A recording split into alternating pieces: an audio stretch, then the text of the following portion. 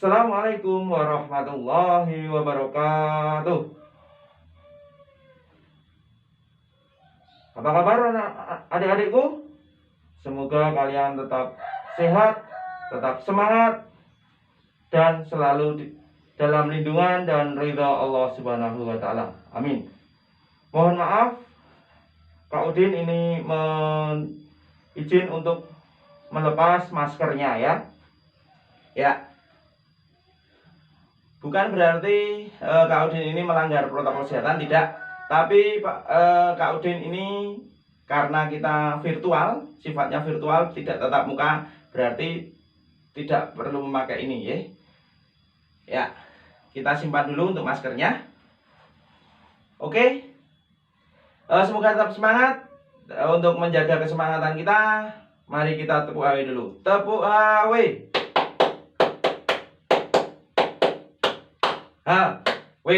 Yes. Oke.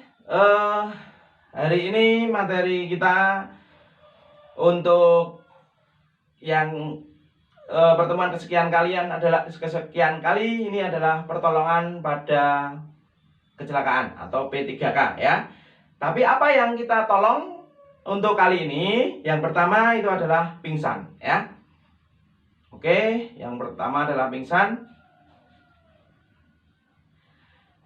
Pengertian pingsan, apa itu pingsan? Ada yang kalian bisa?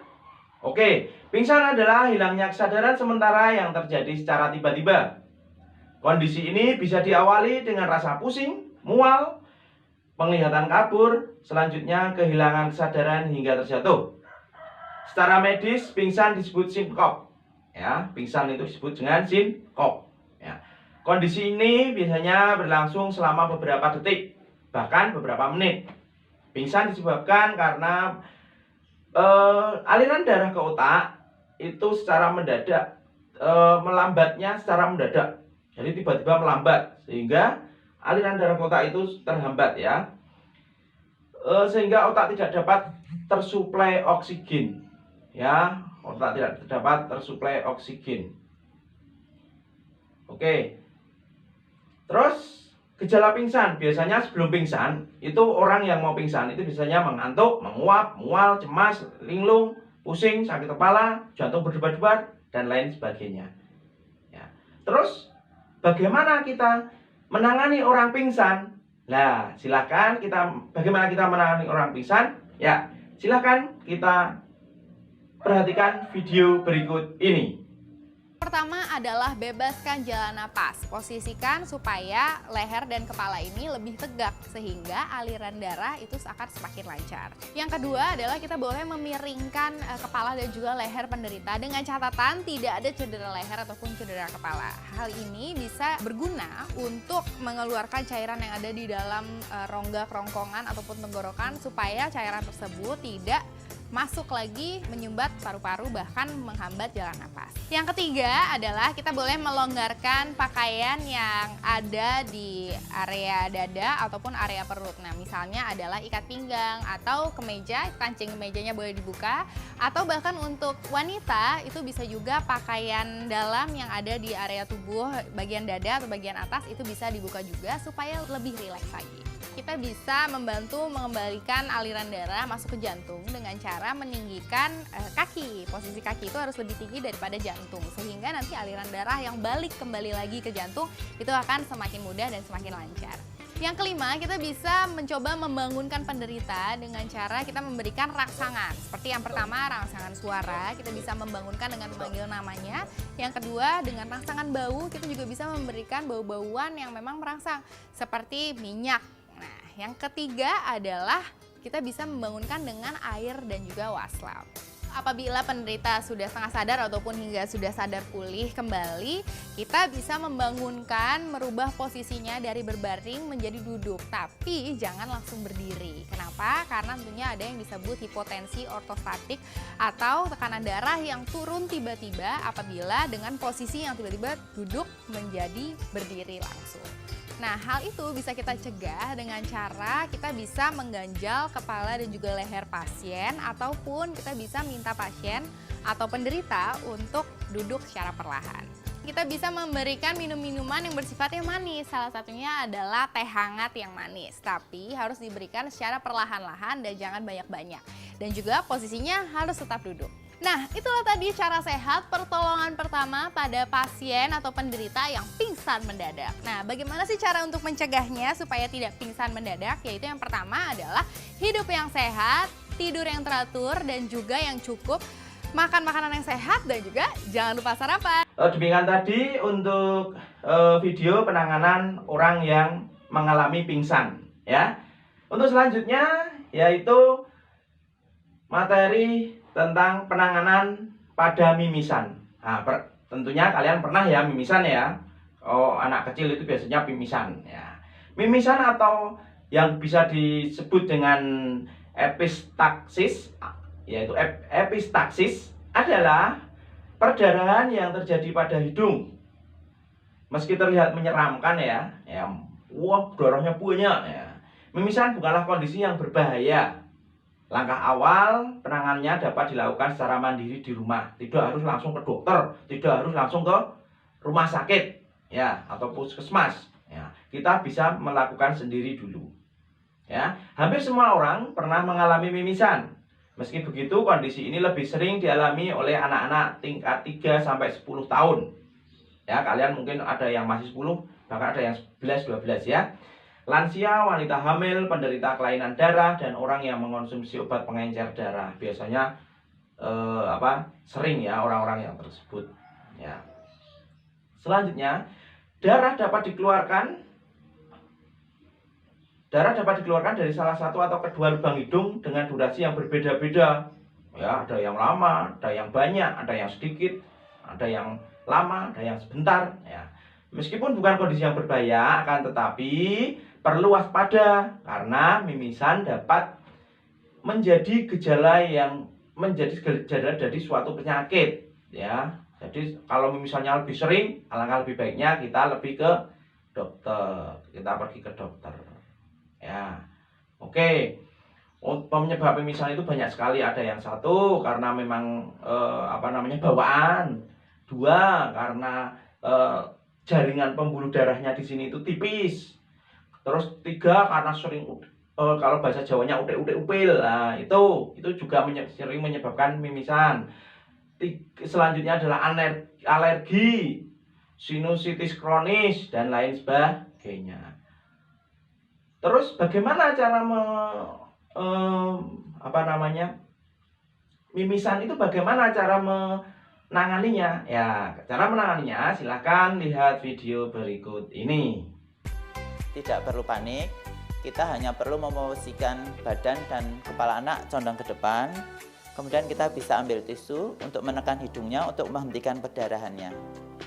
Saat kita menekan hidung, anak bernapas lewat mulut.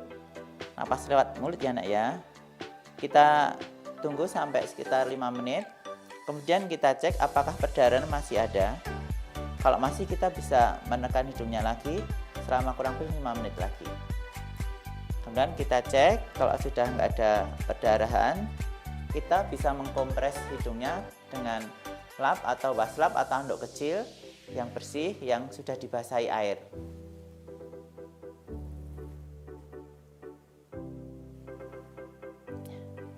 Saat mengompres dengan air ini, anak tetap bernapas dengan mulut ya. Kita tunggu sekitar 5 menit ya. Apabila mimisan disebabkan oleh rapuhnya pembuluh darah, cukup beri asupan sayur dan buah pada anak. Demikian tadi untuk video yang sudah kalian lihat adalah video yang berkaitan tentang penanganan orang yang mimisan. Ya, selanjutnya kita akan pada materi pertolongan pertama pada kecelakaan yang ketiga, yaitu pertolongan pada luka memar. Ya. Luka memar itu umumnya disebabkan oleh benturan benda keras. Ya, misalnya kedua-duas itu ya. Itu akan menyebabkan luka memar.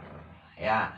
Luka memar keras ya, misalnya sandung, kedaduk pintu atau apa ya. Luka memar terjadi karena pembuluh darah kecil di bawah kulit ya, pembuluh darah kecil di bawah kulit kita ini itu pecah biasanya ya. Ya, rusak sehingga darah bisa merembes ke jaringan sekitarnya dan membeku. Ya, kalau contohnya kalau kita kena ketutuk ya, ketutuk misalnya ke apa namanya di kuku ceplok gini ya. Waduh. Nah, biasanya terus ada keesokan harinya ada darah yang menggumpal di sini, bisa berwarna hitam, bisa berwarna ungu gitu ya. Ya. Itu luka memar ya. Terus selain benturan dan cedera, kecelakaan, luka memar bisa disebabkan oleh olahraga yang terlalu berat. Misalnya kita olahraga yang biasanya tidak melakukan olahraga, kita olahraga langsung tanpa pemanasan. Nah, biasanya terus di badan itu ada yang biru-biru, biru erem bahasa Jawanya ya. Nah, itu adalah memar juga ya. Yaitu karena terlalu berat. Ya, terus ada juga yang tanpa alasan, tiba-tiba ada yang seperti itu. Oh, ada yang memar-memar. Nah, itu tanpa alasan contohnya. Padahal aku nggak ngapa-ngapain kok tiba-tiba memar ya. Terus bagaimana cara untuk mengatasinya? Ya, adapun cara mengatasinya bisa kita simak video berikut ini. Nah, sebenarnya bagaimana cara melakukan pertolongan yang betul? Itu juga mudah. Intinya kita menghafalkan setiap hari kita makan apa? Beras ya, rice. R-I-C-E. R adalah rest, istirahatkan bagian yang mengalami ini apa itu lebam tadi. Kemudian yang kedua ice compress, jadi dikompres dengan es tapi bukan es ya, air dingin.